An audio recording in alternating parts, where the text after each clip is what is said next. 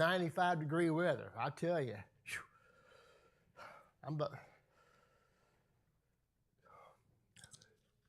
Let's get into the lesson.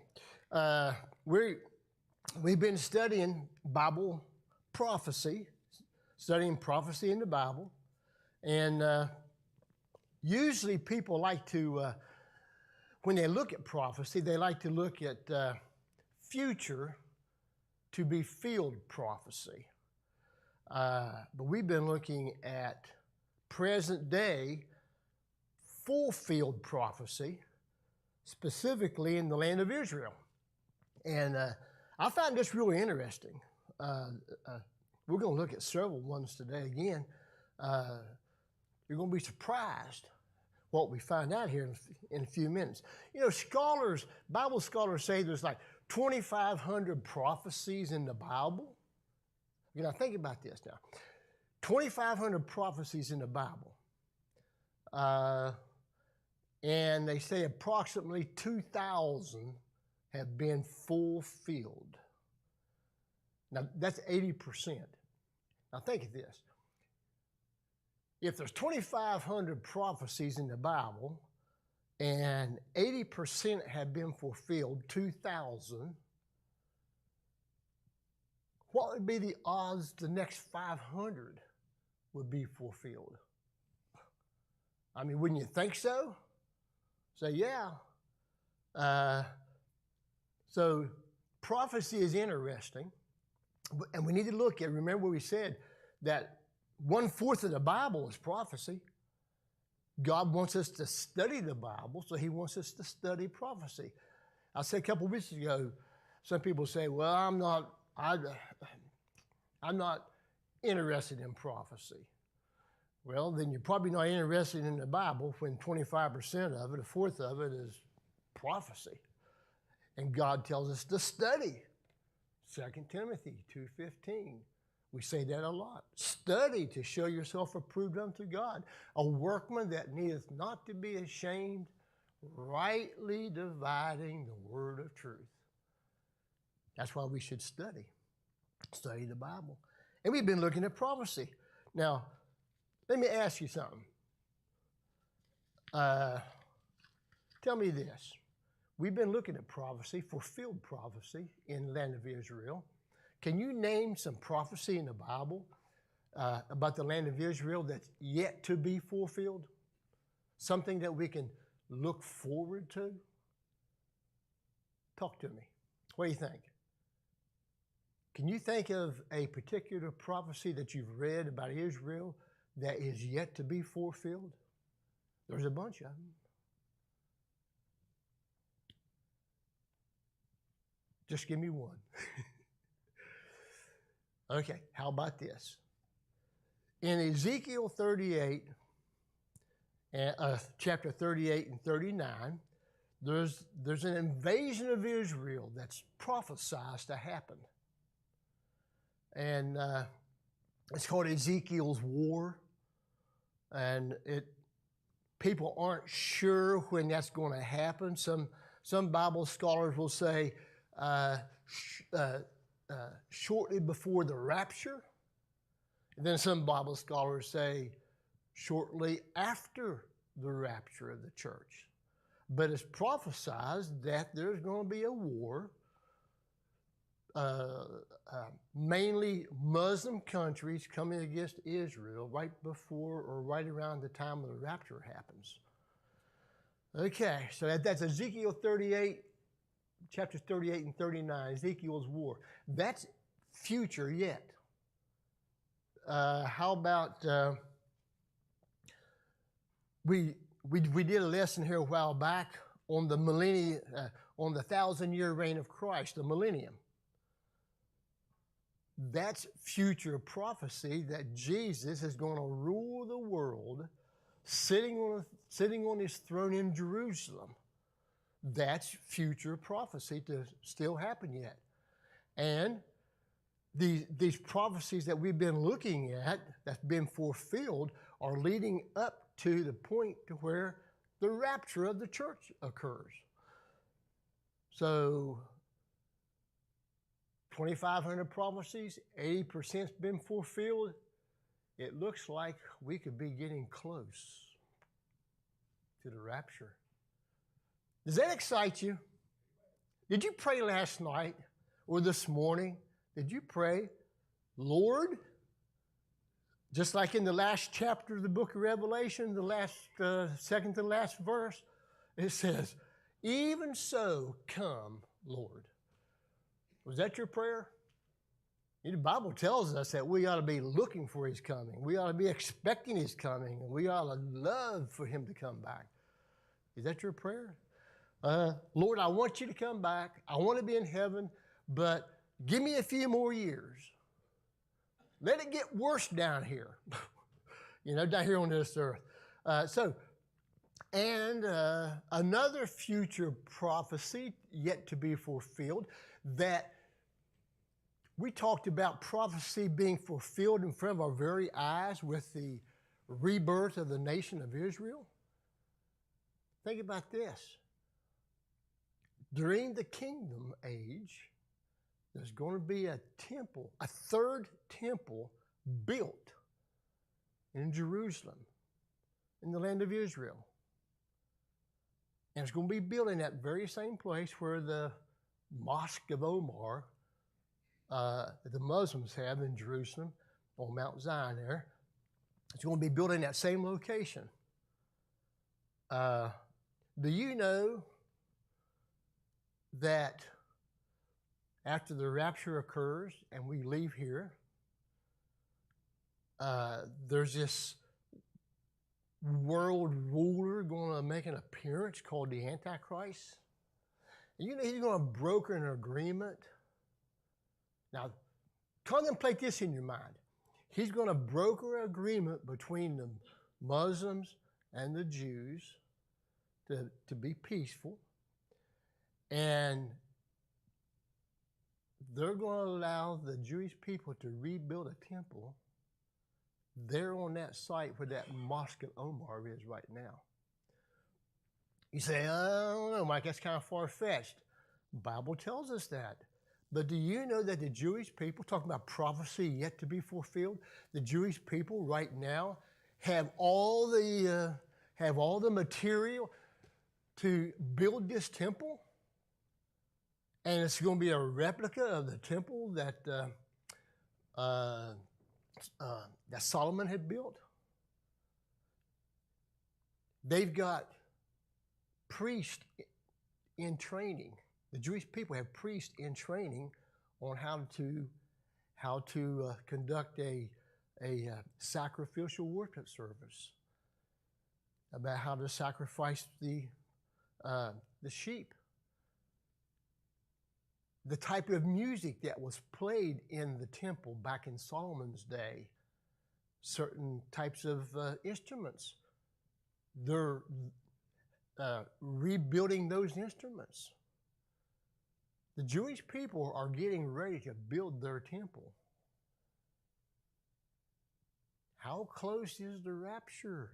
That's what we're trying to get across, is with all these prophecies being fulfilled, how close are we to having the prophecy of the rapture occur? Hey, we're on the verge. I think so anyway.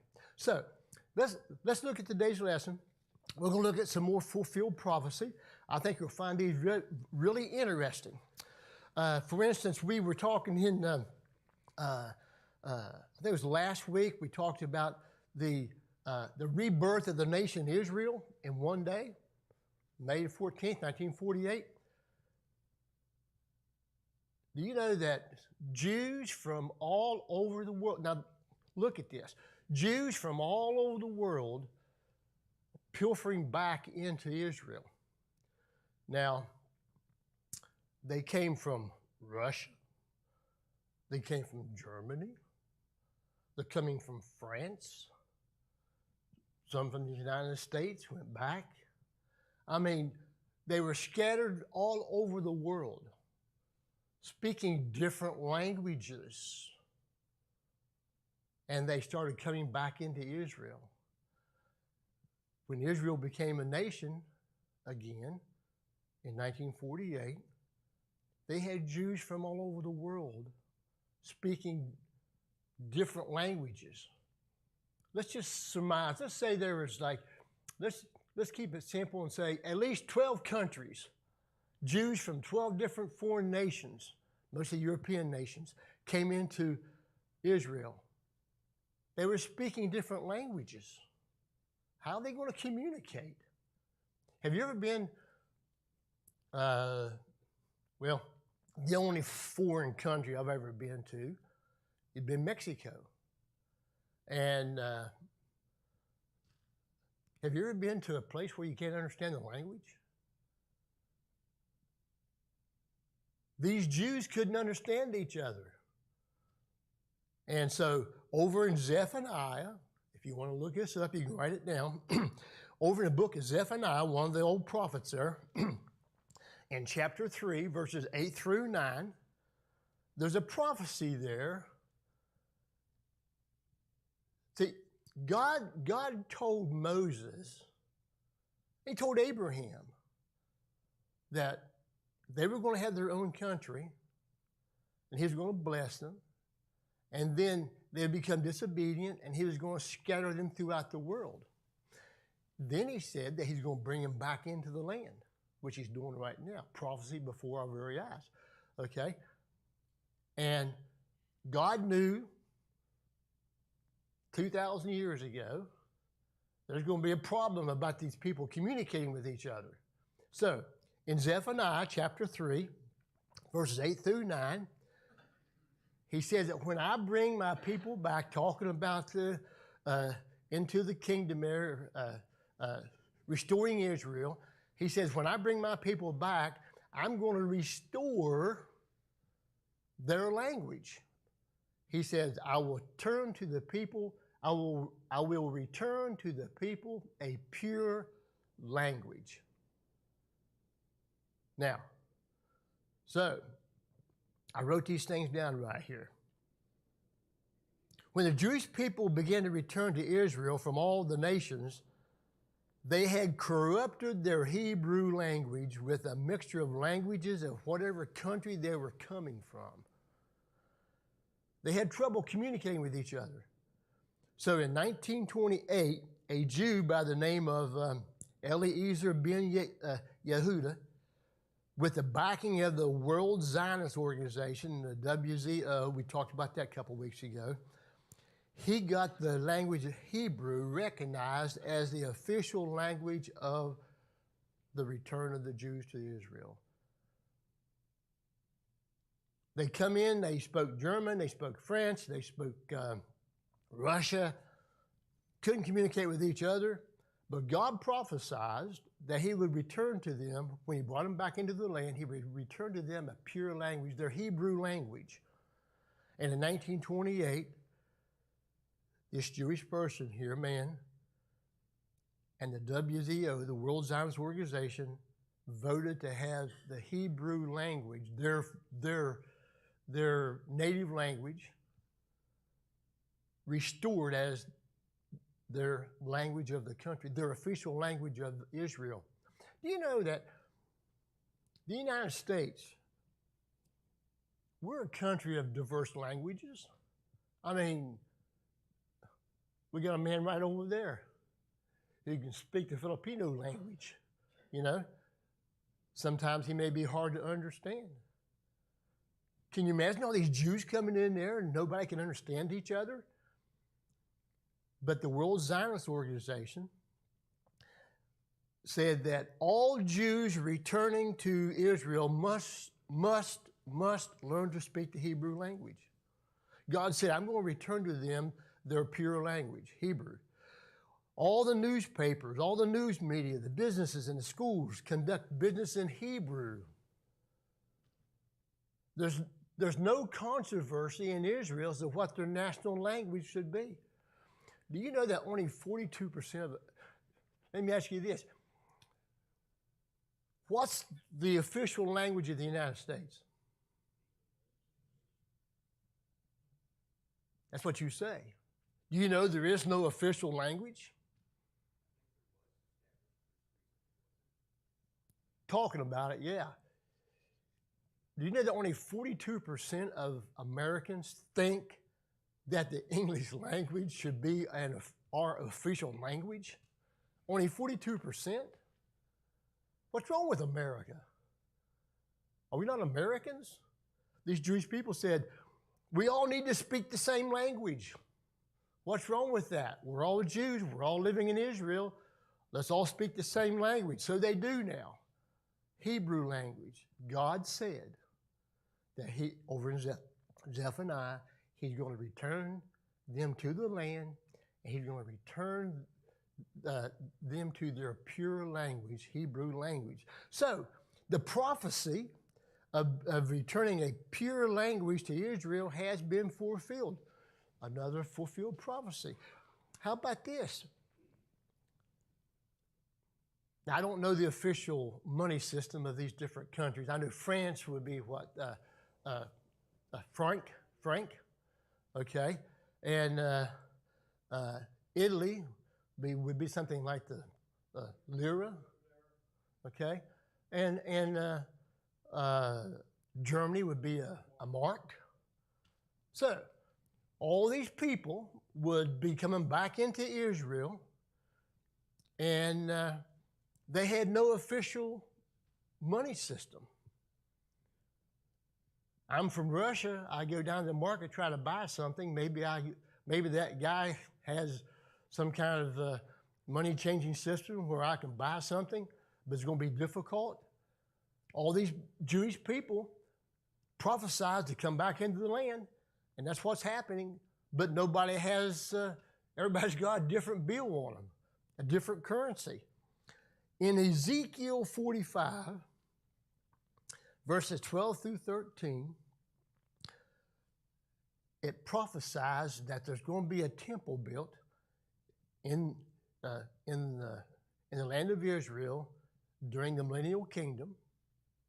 And guess what they said? Guess what Ezekiel says? The offering taken up in the temple during the millennial kingdom is going to be the shekel. We know what a shekel is. We've read about it in the Bible. So talking about the money offering given in the temple during the millennial kingdom is going to be the shekel. Well, this guy from Germany, he's got one type of money, and this guy from Russia, he's got another type of money. For the Jewish people, Israel, had no particular currency.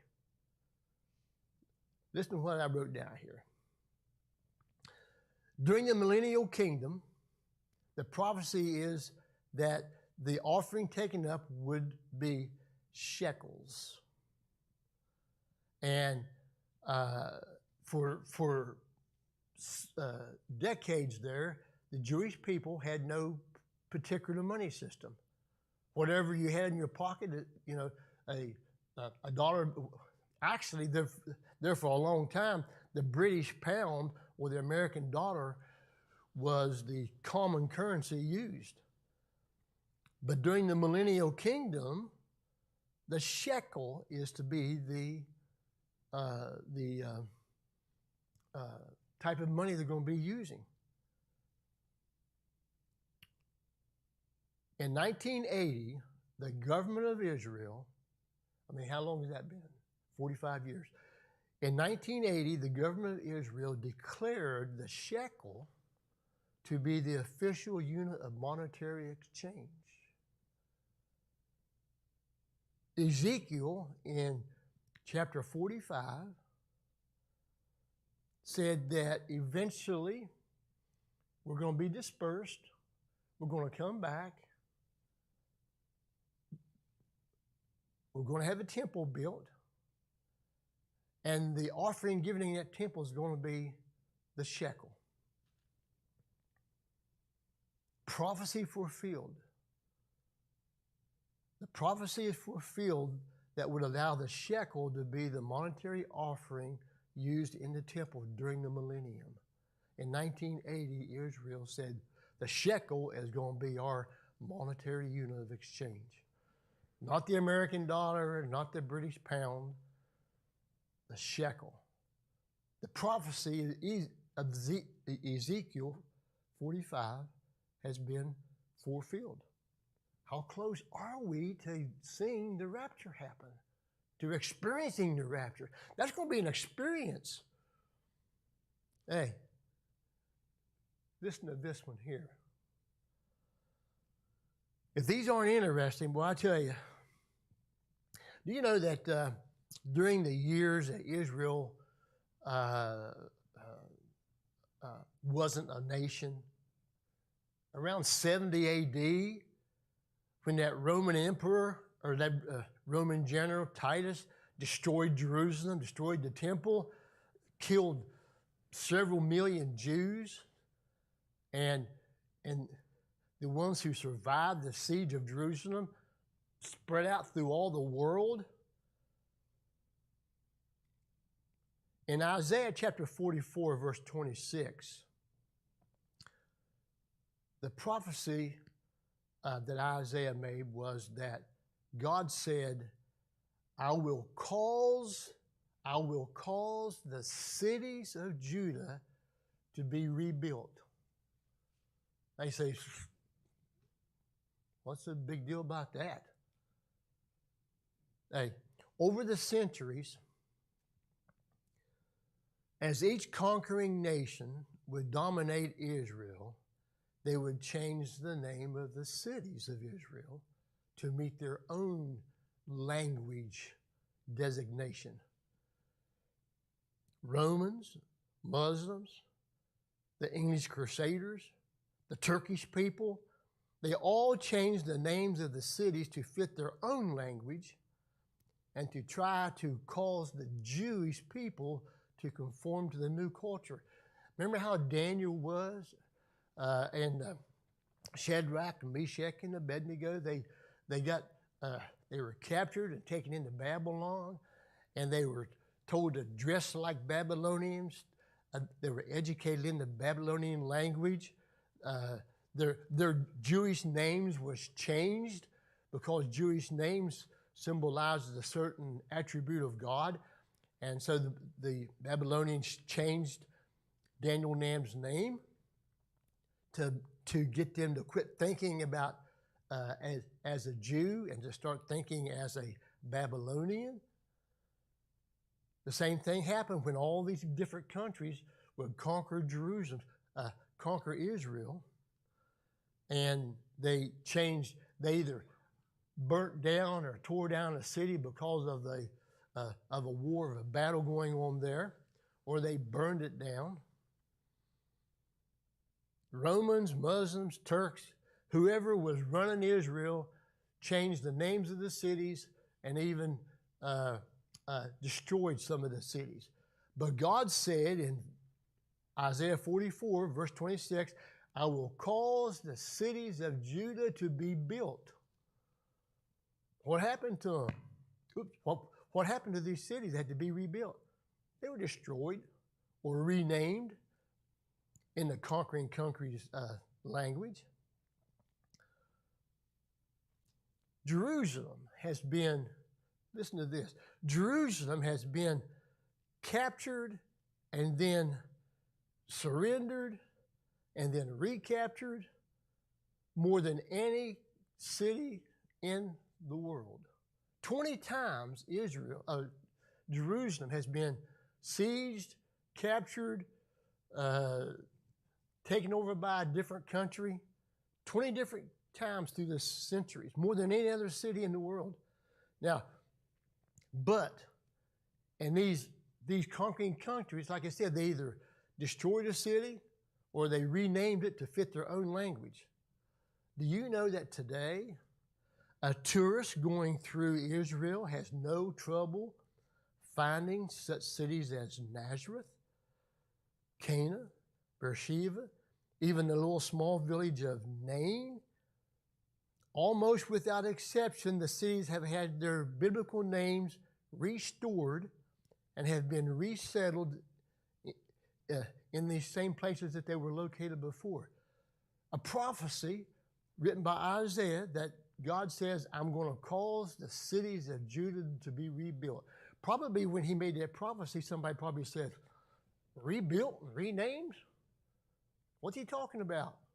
Well, we understand now that Israel has been, over 20 times they've been conquered by other nations.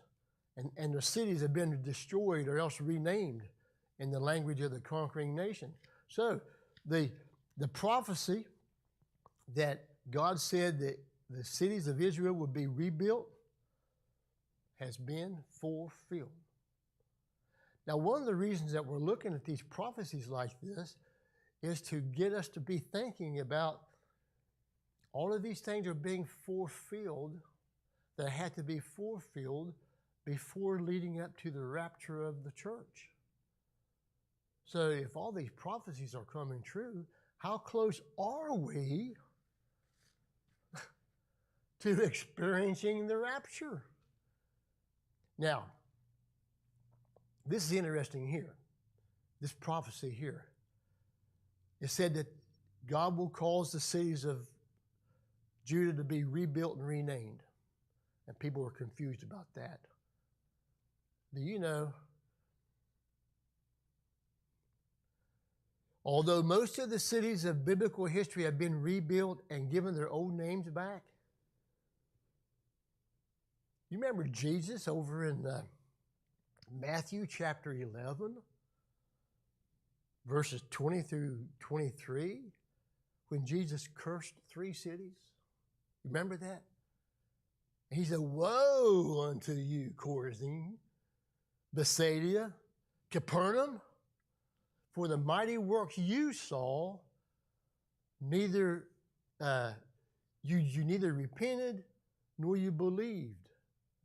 He said, let's read this right here. In Matthew chapter 11, verse 20 through 23, Jesus says that, woe, and what does woe mean in the Bible? A terrible calamity, extreme pain, agony, a curse. Woe unto you, Chorazin, Bethsaida, Capernaum, because you saw the miracles I did, but you didn't repent and believe. So woe unto you. Capernaum. Jesus lived here for a while after he was run out of his hometown of Nazareth. Peter also lived here, and this is where Jesus called most of his apostles from, Capernaum. Matthew was a tax collector here, and also this is where Jesus gave the Sermon on the Mount, Capernaum. They saw miracles. Also, just outside the city is where Jesus fed 5,000 people. Hundreds, maybe thousands were healed there, remember? Jesus was in the house and he couldn't even go outside because all the people surrounded the house wanting to be healed, wanting to touch him, wanting to see him, wanting to hear him say something. But they neither, I said this a lot, people say, if I could see a miracle, I'd believe. Would you? Well, if I could see a miracle, a guy raised from the dead, well, yes, I'd believe. Really? Thousands of people saw Lazarus after he was raised from the dead. Hundreds of people saw the lame man walk again, take up his bed and carry it away. They didn't believe. The Pharisees, the Sadducees, the religious elite of the day didn't believe. When they saw the miracles, they said, God didn't do that. He's in cahoots with the devil. So, don't count on miracles as being your reason for salvation. Count on Jesus Christ's word and believe in him. That would lead you to the salvation. Don't count on miracles. Bethsaida was the other city that was cursed. This was the home of Philip and Andrew. It was near this town that Jesus walked on the water of the Sea of Galilee. And he healed the maniac of Gadara there. Many people here were healed just by touching the hem of his garment. Yet they repented not or believed. Jesus said, woe unto you, Capernaum. Woe unto you, Bethsaida. And then Chorazin. It's located just 5 miles north of Capernaum. There's no reference of Jesus ever visiting this town. It's only mentioned twice in scriptures. And this is one of them here about being cursed. And both references mention the curse by Jesus. However, John 21 says that Jesus did so many works that even the world itself couldn't contain the books that could be written. So Jesus must have visited there in order for the people of this town to have a chance to believe, and they repented not. He said that. Jesus said, "Woe unto you, Chorazin, Bethsaida, and Capernaum. You saw my miracles. You didn't believe. You didn't repent. So woe unto you. Cursed are you." But then back in Isaiah, he said all the towns of Judah are going to be rebuilt and renamed because the cities of the countries of the world is going to come in and they're going to tear down your cities and they're going to rename the cities. Except these 3 cities right here. Capernaum has not been rebuilt. Bethsaida has not been rebuilt. Chorazin has not been rebuilt nor renamed. The prophecy of the cities of exception has been fulfilled. As of this day, these countries, these cities still do not exist. Jesus cursed them. He said they would not be rebuilt or renamed. So the prophecy that Jesus made, woe unto you, has been fulfilled.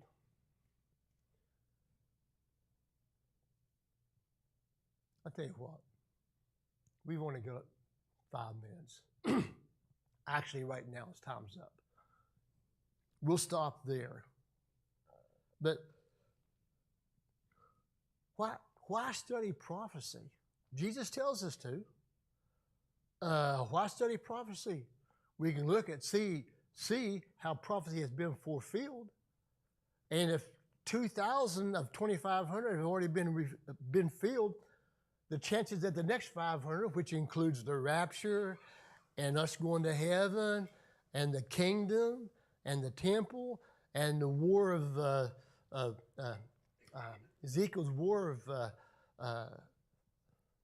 38 and 39, if all of these prophecies have been fulfilled, what's the percentage of the chances that the next 500 are going to be fulfilled?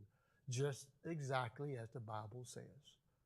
Hey, get ready, because the next thing on God's calendar to happen is the rapture of the church.